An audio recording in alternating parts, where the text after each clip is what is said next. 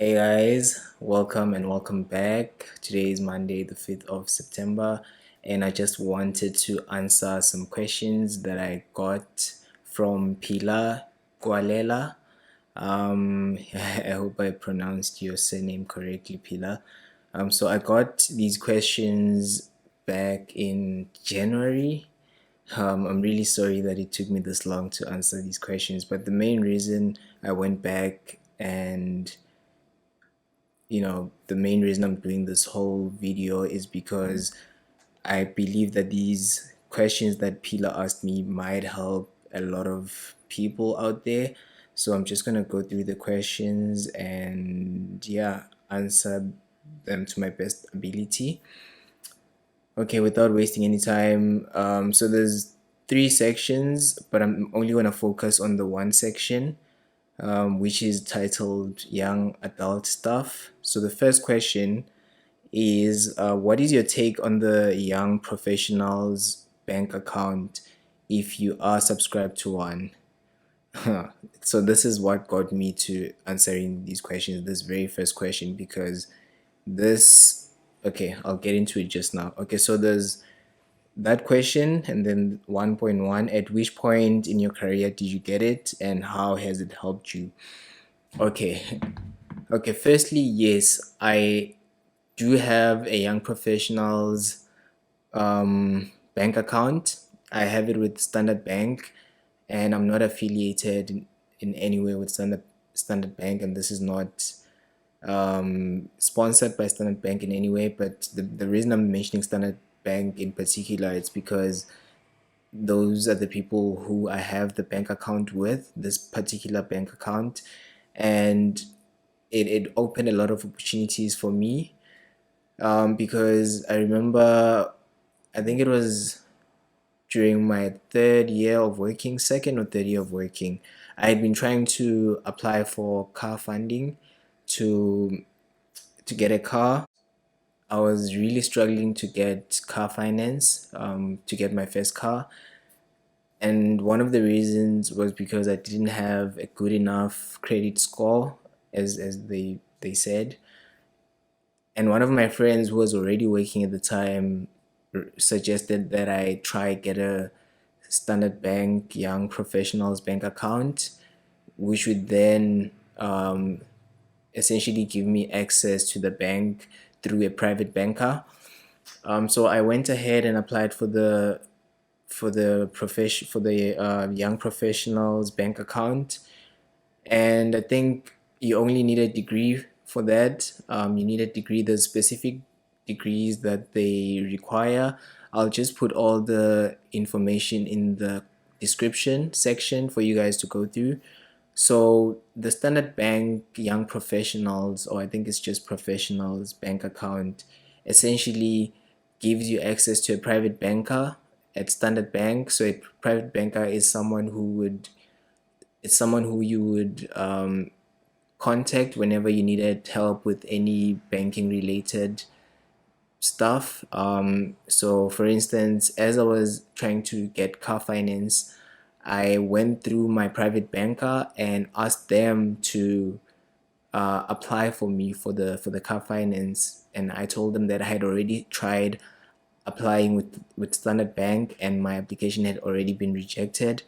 And because she already knew that I was earning a certain amount of money and I would qualify to get car finance, she was able to substantiate my application, and justify as to why I should get car finance with Standard Bank, which was very helpful because I couldn't have convinced them that I was gonna pay them their money.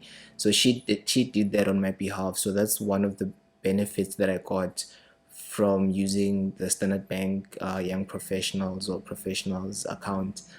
Yeah, essentially it just gives you access to someone who's already in the bank, so they already know how everything works in the bank, so you can easily get around things like being rejected for credit and those kind of things. And if you need your statements and things like that, you can always contact that person because you get their mobile number. You can call them at any time. You can text them at any time. It's really, really helpful. And I think I'm currently paying 215 rands for my account. Yeah, I hope I covered everything I wanted to cover on that. If you guys have questions, just leave them in the comment, and then I might make a follow-up video just answering your guys' questions. Okay, I've already answered at which point in your career did you get it. I got it like second or third year of working. And how has it helped you? I've already explained that. When is the best time in terms of years of experience to get a car? Okay, this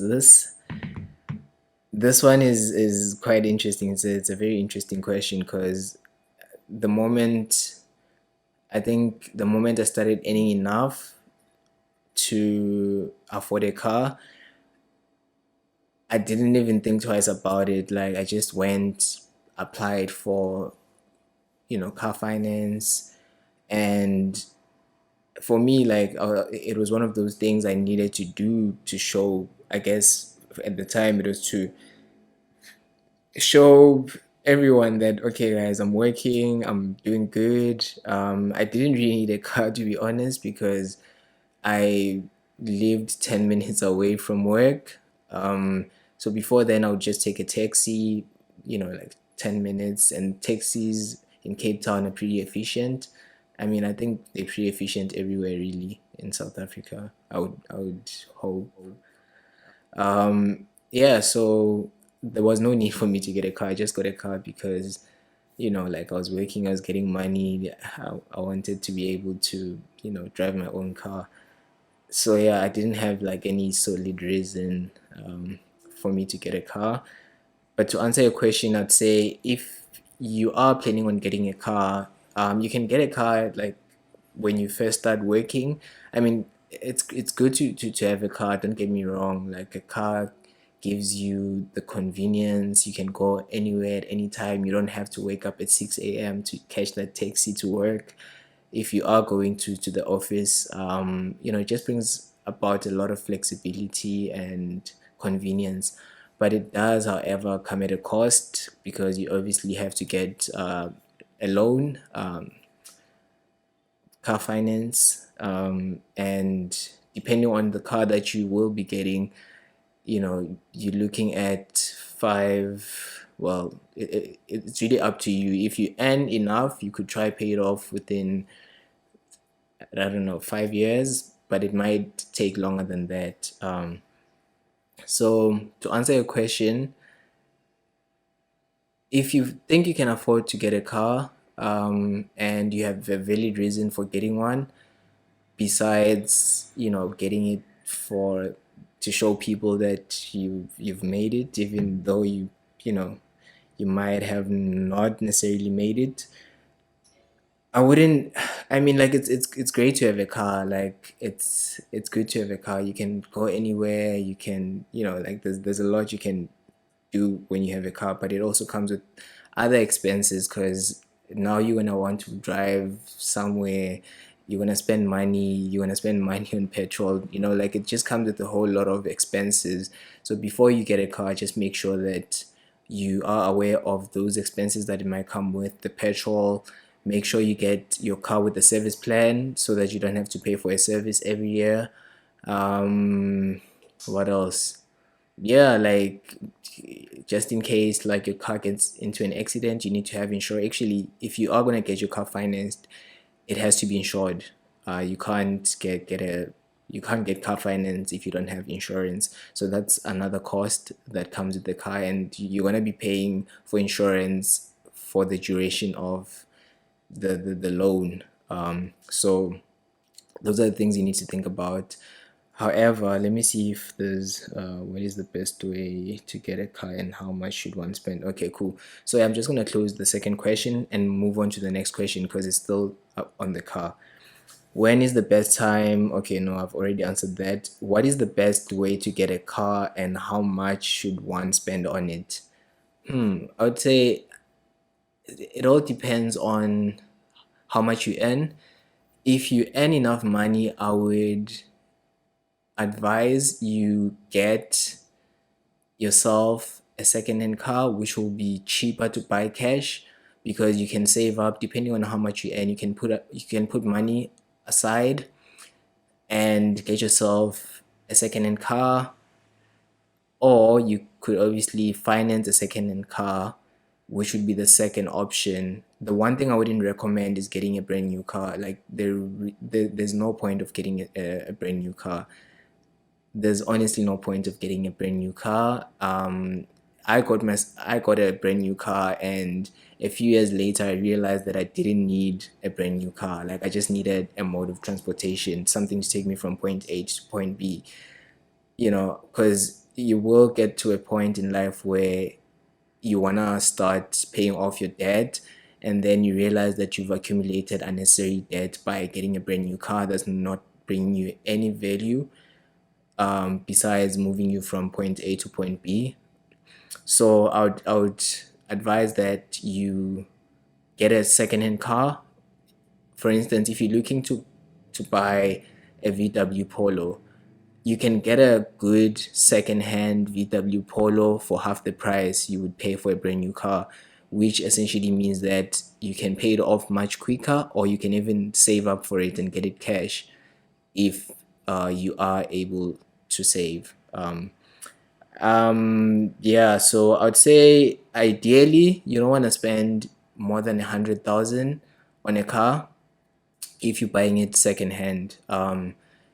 You can go check out Tshegofatso's channel. I'll just link it somewhere. She just recently got herself a car. I think it's a second hand.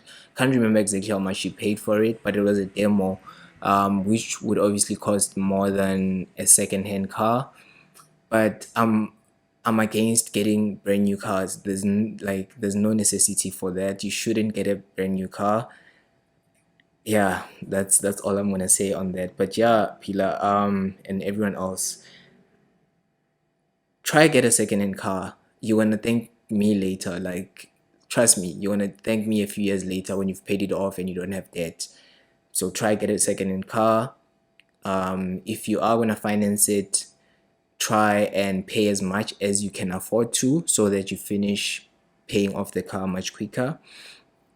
But if you can't, do what you have to do, but just always remember that if you decide to take 5 years to pay off your car, in 5 years time you'll still be paying, well, in 4 years time you'll still be paying for that car.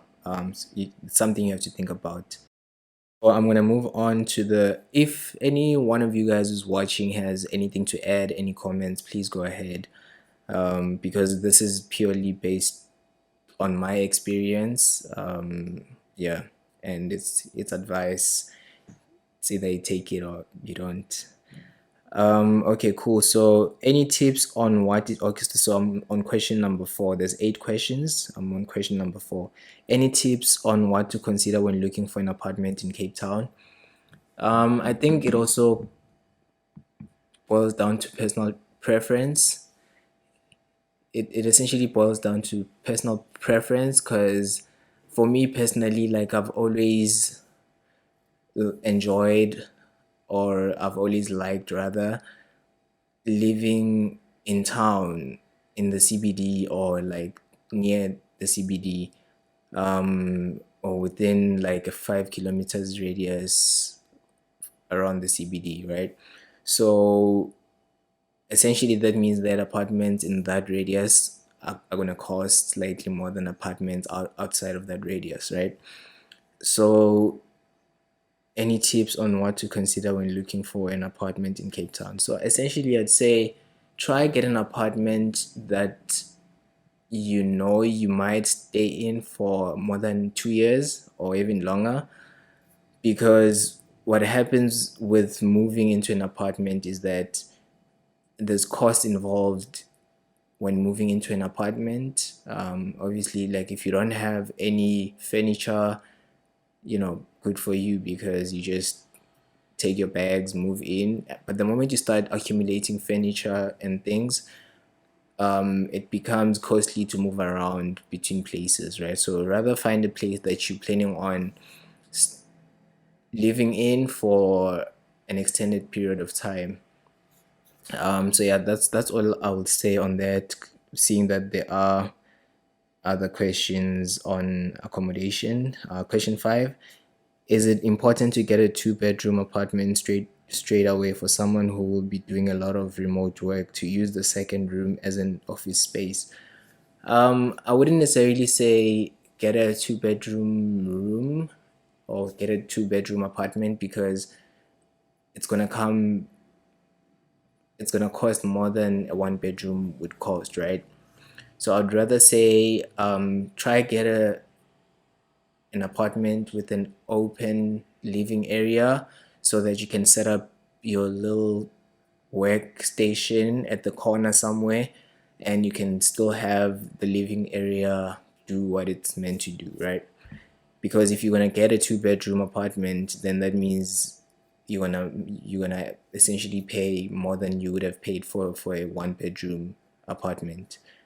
Yeah, that's it on that. But if there's a cheaper two-bedroom apartment that you can get, of which I doubt will be the case in Cape Town, but if you can find a two-bedroom apartment, then go for it, especially if you're planning on staying for a long term, because you could even get someone to rent the second room, co-lease the second room, if your landlord does allow for that too. Okay, cool. I'm gonna move on to this question number 6. Is it better to get one great apartment and stay in it for many years, or to keep upgrading as you earn more? I would say get a good apartment. I'll make an example. So when I started working, I got an apartment in town, in Woodstock to be specific, and I lived in that apartment for 3 years, I think, and I was paying about 8,000, 7,000 to 8,000 at the time. So this is when I first got my first job. So I wasn't even earning that much. I spent a lot of money on that apartment, but I do not regret it because I stayed there for so long. As time went on, obviously I started earning a little bit more, but my rent stayed the same to an extent, because it would only go up by 10% or so. And it was a pretty nice apartment as well. It had all the amenities that I needed. They had laundry room, they had gym, they had a rooftop pool, rooftop area. It was a really nice apartment, like very central. It would cost me 20 rands to go anywhere around the CBD, by Uber, right? So yeah, that's that. Okay, cool. Question number 7. I realized that furnishing one's apartment can be very costly. What are the essentials to get in the first month, and what can you do without until later on? Essentials, I'd say like a bed, obviously, pots. Yeah, you're gonna need pots, and a fridge. I'd say if you can't afford to get a big fridge, try get a bar fridge. Don't buy secondhand fridges. Don't buy secondhand beds. Like rather buy like secondhand, like other things, not your fridge and your bed. Especially your fridge, because if it gives you problems, it's gonna cost more for you to get it fixed, as opposed to just getting a brand new fridge, and if it breaks, it still has warranty, right? Or it's still under warranty. Okay, so that's that. Yeah, so those are the essentials. And I mean, like, as time goes on, like, you don't need a couch. You don't need, I mean, like, you can always furnish your apartment like over time. And I think that's the best way to go about it, because you can afford to now invest in really good quality stuff, as opposed to trying to get everything all at once, which might be costly. So yeah, rather invest in like good quality couches, things that you can use for years, right?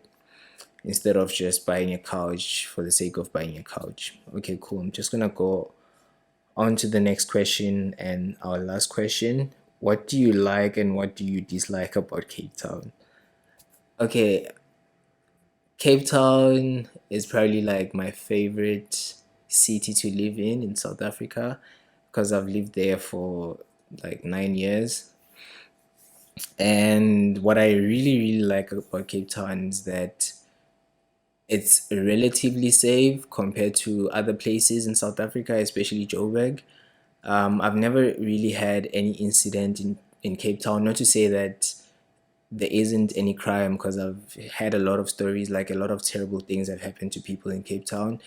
But I think in the CBD and around those areas is really, really safe if you just, do your own thing. I mean, like, I know things can happen anywhere, but personally, in my personal experience, I haven't really experienced anything crazy in Cape Town.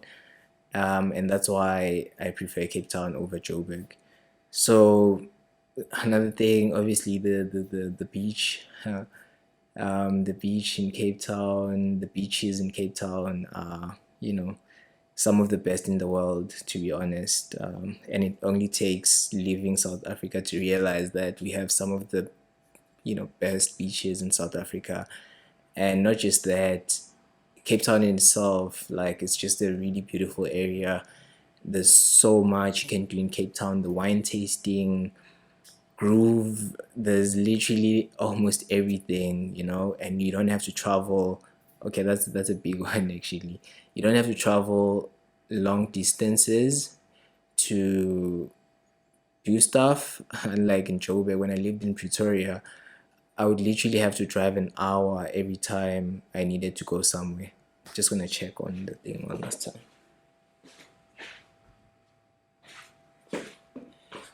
Yeah, I would literally, when I lived in Pretoria, I would literally drive an hour to go anywhere. Like if I was going to the farmer's market, that's like an hour's drive. If I'm going to meet up with a friend, that's an hour's drive. Like everything is so far apart in Joburg.